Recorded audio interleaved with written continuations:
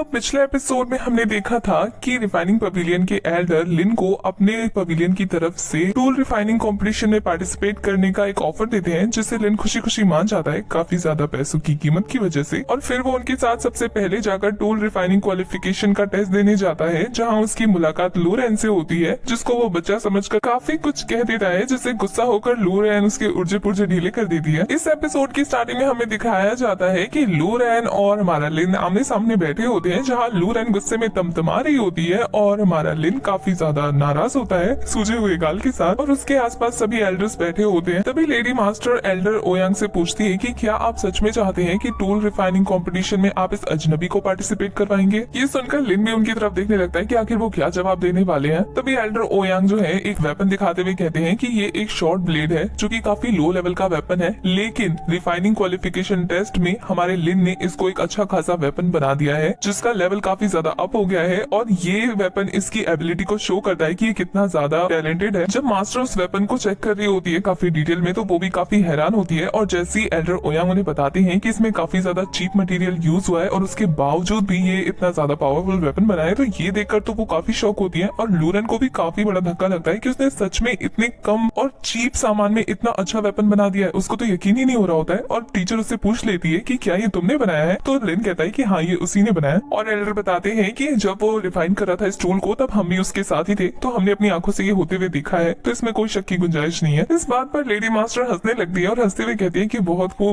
काफी अच्छा, क्योंकि वो काफी इंप्रेस हो गई होती है लिन से। और ये देखकर लूरेन को गुस्सा आ रहा होता है, वो टेबल पे हाथ मारते हुए कहती है कि तुम इंसान हो भी या मॉन्स्टर हो। तो लिन उसका गुस्से भरा ये रवैया देखकर कहता है कि पूछ रही हो या बता रही हो, ऐसे कर्ज क्यों दे रही हो मुझे। फिर वो गुस्से में बैठ जाती है और ऐसे बिहेव करती है जैसे कि वो काफी नाराज है, और लिन को उसकी हरकतें देखकर गुस्सा आ रहा होता है। लेडी मास्टर बात संभालते हुए कहती है कि मेरी ये जो स्टूडेंट है ना, ये थोड़ी सी मुंहफट है और काफी जल्दी गुस्सा हो जाती है, तो आई होप कि आप इसकी बातों का बुरा नहीं मानोगे। वो लिन को कहती है कि ये काफी ज्यादा सरप्राइज है कि तुमने काफी लो मटेरियल यूज करके इतना अच्छा वेपन बना दिया है। बस ये देखकर लूरेन और मुंह बनाने लगती है, और सेकंड मास्टर कहते हैं कि हो सकता है कि इसका लक अच्छा हो, क्योंकि इसने जो मटेरियल यूज किया है उससे इतना अच्छा वेपन बनाना तो काफी मुश्किल है। तो मुझे ऐसा लगता है कि जैसे इस बच्चे के साथ इसका लक काम कर रहा है और कुछ नहीं। तभी एल्डर ओयांग बात संभालते हुए कहते हैं कि अब मुझे लगता है कि मैंने 4 स्पॉट्स को फिल कर दिया है, मतलब 4 लोगों को चूज कर लिया है कंपटीशन के लिए, तो अब देखना होगा कि आप चारों इसको कैसे हैंडल करते हैं। उसके बाद एल्डर लिन से कहते हैं कि आई होप आप माइंड नहीं करेंगे अगर हम आपको प्रोवाइड करें जगह रहने के लिए। ये बात सुनकर तो लिन काफी ज्यादा खुश हो जाता है, क्योंकि इस तरीके से तो उसके काफी सारे स्पिरिट स्टोन बच जाएंगे, क्योंकि वो यहाँ फ्री में रह सकता है, और अगर होटल में जाएगा तो पैसे लगेंगे। वैसे इस फैसले से सेकंड मास्टर खुश नहीं थे।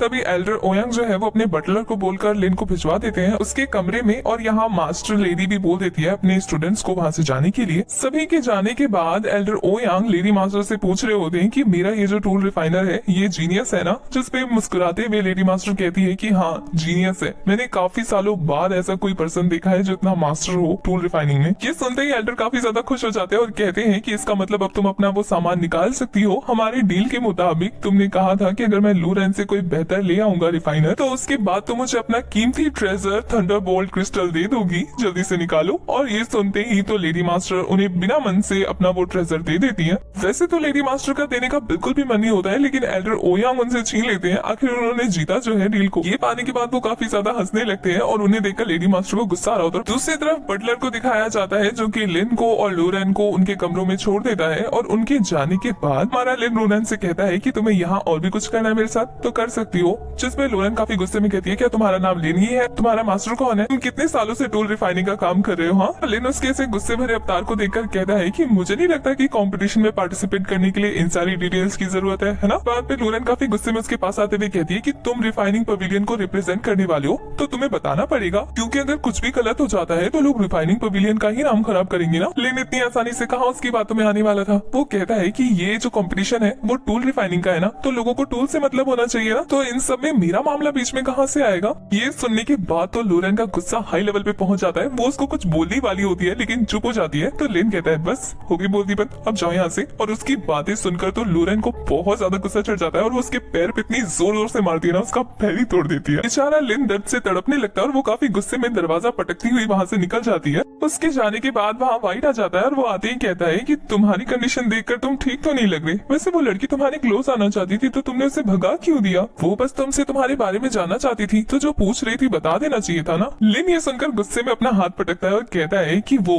मेरी क्लोज आना जानना चाहती थी। मुझे तो ऐसा लग रहा था मेरा इंट्रोगेट कर रही है वो। मुझे तो लग रहा था कि जिस तरीके से वो बात कर रही थी ना, उसका नेक्स्ट वर्ड यही होने वाला था कि तुम जो बोल रहे हो, तुम्हारी इन बातों को कोर्ट में लॉ के खिलाफ माना जाता है और तुम्हें सजा सुनाई जाती है। उसकी ऐसी बकवास सुनकर हमारे वाइट को गुस्सा आ रहा होता है। वो कहता है कि तुम तो सिंगल ही रहोगे। नहीं, बुरी बात है, एक लड़की को हैंडल नहीं कर सकते। और उसकी बात सुनकर हमारा लिन कहता है कि तुम भूल रहे हो कि मेरे पास एक वाइफ है, सिंगल तो तुम हो, सिंगल मेढक। और उसकी बातें सुनकर तो वाइट के दिल पे लगती है कि ये क्या बोल गया। और फिर लिन काफी कैजुअली वाइट को कहता है कि तुम्हारा हो गया हो तो यहाँ से चलते बनो, क्योंकि मुझे भी थोड़ी सी ट्रेनिंग करनी है। उसका ऐसा बिहेवियर देखकर वाइट उसके पास आता है और कहता है कि मैंने सुना है कि तुम टूल रिफाइनिंग कंपटीशन में पार्टिसिपेट करने वाले हो, तो तुम्हें मेरी 2 बुक्स खरीदनी चाहिए जो कि तुम्हें काफी ज्यादा इन्फॉर्मेशन दे सकती है। इससे तुम काफी इजीली इस रिफाइनिंग कंपटीशन को जीत सकते हो। तुमने पहले इंसाइक्लोपीडिया खरीदी थी ना, जिसमें तुम्हें सभी चीजों की नॉलेज थी। अब तुम टूल्स का इंसाइक्लोपीडिया खरीद सकते हो, जिसमें तुम्हें टूल्स की सभी नॉलेज होगी। और फिर वो एक बुक निकाल कर दिखाते हुए कहता है कि तुम्हें इसमें सभी तरीके की मटेरियल्स की जानकारी मिल जाएगी जो भी तुम्हें इस्तेमाल करनी है, पर ये सिर्फ लिमिटेड चीजों का इन्फॉर्मेशन ही दे पाएगा। और ये सुनकर लिन कहता है कि बस लिमिटेड चीजों का, बाकी सबका कौन देगा। तो ये सुनकर वाइट कहता है कि नहीं नहीं, बाकी सबके लिए भी एक बुक है, अगर तुम चाहो तो वो भी ले सकते हो। पर जो प्राइस है, इससे पहले कि वो बोल पाता, लिन उसे रोक लेता और कहता है बस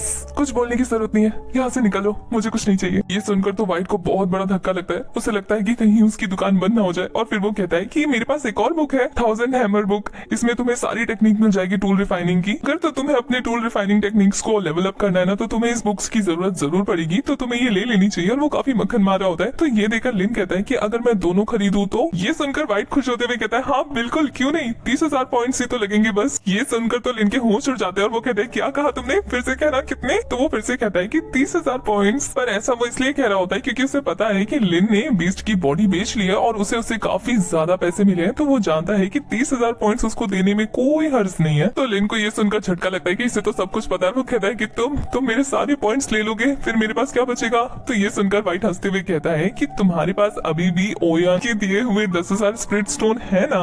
इससे पहले कि वाइट और भी कुछ कह पाता, लिन को इतनी तेज गुस्सा आती है। वो उसे कहता है चुप करो बदतमीज, तुम्हारी हिम्मत कैसे हुई, तुम अपने ही कस्टमर को कैसे चूना लगाते हो। मुझे सब पता है तुम्हारी ट्रिक्स के बारे में, तुम्हारी वजह से आधा भिखारी बन चुका था मैं, पता है। तो वाइट कहता है तो तुम समझते हो इसमें सारी गलती मेरी है, प्रोडक्ट तो तुम ही चूज करते थे ना, मैं तो रेट बताता था, तो इसमें मेरी गलती हुई नहीं ना, खरीदे तो तुम ही थे ना। ये सुनकर तो लिन को काफी गुस्सा आता है। वो उसे कुछ बोले पर नहीं बोल पाता क्योंकि वो भी जानता है कि हाँ सच में बेवकूफ तो वही बना था ना। तो वो कहता है अच्छा ठीक है, तो मैं आज के बाद से तुमसे कोई प्रोडक्ट नहीं खरीदूंगा, बल्कि सिर्फ एक स्पिरिट स्टोन दूंगा, वो भी तुम्हारे साथ लाइफ टाइम तक रहने के लिए, ताकि तुम कोई दूसरा ग्राहक पटा ही ना पाओ और मेरे साथ रहो। तो ये सुनकर तो वाइट के होश ही उड़ जाते हैं। कहता है नहीं नहीं बिल्कुल नहीं मास्टर, आप तो गुस्सा हो गए। और फिर वो उसको मक्खन लगाने लगता है, सोचता है कि आखिर कैसे मनाऊं इसको। और कुछ सोच कर कहता है कि कैसा रहेगा ये कि आगे चल के मैं तुम्हें कुछ एडवाइस दूं कि तुम फ्री चीजें कैसे यूज कर सकते हो या कौन कौन सा फ्री गिफ्ट मैं तुम्हें दे सकता हूँ। और तुम समझना कि ये तुम्हारे लिए एक वाउचर की तरह है, जो कि तुम ये बुक खरीदोगे तो तुम्हें मिलेगा। लिन कहता है कि तुम ऐसा करोगे। तो वो कहता है हाँ हाँ बिल्कुल, लाइफ टाइम तक करने के लिए तैयार हो, अगर तुम मुझे स्पिरिट स्टोन देते रहोगे तो। उसके बाद लिन मान जाता है और कहता है कि चलो दो